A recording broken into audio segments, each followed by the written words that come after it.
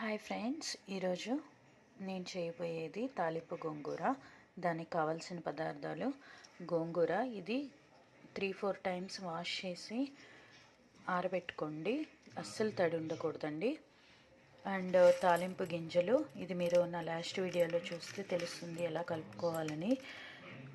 And ఎల్లుల్లిపాయలు and మెంతులు కావాలండి. అండ్ 3 ఎండుమిర్చి. నెక్స్ట్ ప్రొసీజర్ చూద్దాము. దీనికి కొంచెం ఆయిల్ ఎక్కువే పడుతుందండి. తాలింపు గోంగూరకి ఒక 3 గరిటెల ఆయిల్ వేసుకోండి. అది కొంచెం హీట్ అయిన తర్వాత మనము 1 స్పూన్ మెంతులు వేసుకోవాలండి, గోంగూర పులుపు తగ్గడానికి అండి. చూడండి, నేను ఈ స్పూన్తో మెంతులు వేస్తున్నాను. ఇవి కొంచెం ఫ్రై అయ్యేదాకా నూనెలో వేపండి. పచ్చి పచ్చిగా ఉంటే బాగుండదు తినడానికి.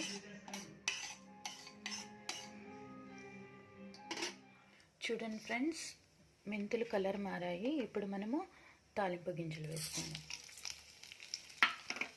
ఇవి కొద్దిగా కొంచెం కలర్ మారిన తర్వాత వెల్లుల్లిపాయలు యాడ్ చేసుకుందాం.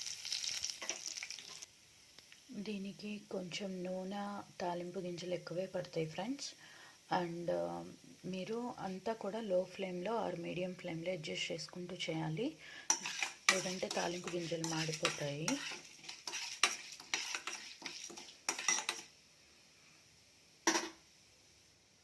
చూడండి ఫ్రెండ్స్, ఇప్పుడు కలర్ మారిపోయింది. మనము వెల్లుల్లిపాయలు యాడ్ చేసుకుందాము.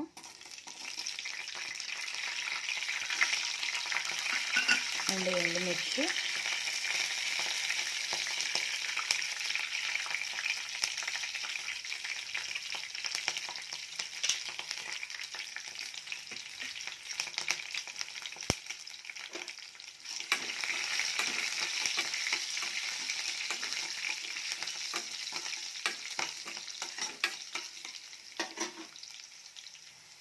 అండ్ ఇప్పుడు గోంగూర యాడ్ చేసుకుందాము.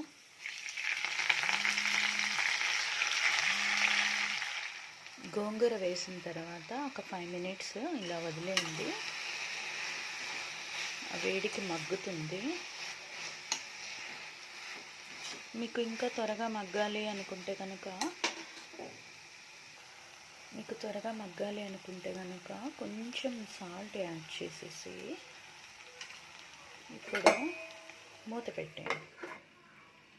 ఆ వేడికి బాగా మగ్గుతుంది. చూడండి, ఇప్పుడు మూత తీసి చూస్తే ఆయిల్ ఎలా తేలుతుందో పైన. ఇప్పుడు మనము 1 స్పూన్ కారము, 1 స్పూను సాల్ట్ యాడ్ చేద్దాం. కారం ఎక్కువ తినేవాళ్ళు 1.5 స్పూన్ యాడ్ చేసుకోండి. తక్కువ తినేవాళ్ళు 1 స్పూన్ సరిపోతుందండి. 1 స్పూన్ సాల్ట్. ఇది మీకు 1 మంత్ వరకు నిల్వ ఉంటుందండి ఫ్రిడ్జ్లో పెట్టుకుంటే. కొంచెం ఇలా కలుపుకోండి. అంతే, ఎంతో ఈజీ అయిన తాలింపు గోంగూర రెడీ. మీకు ఈ వీడియో నచ్చితే please like, share and subscribe. Thank you for watching.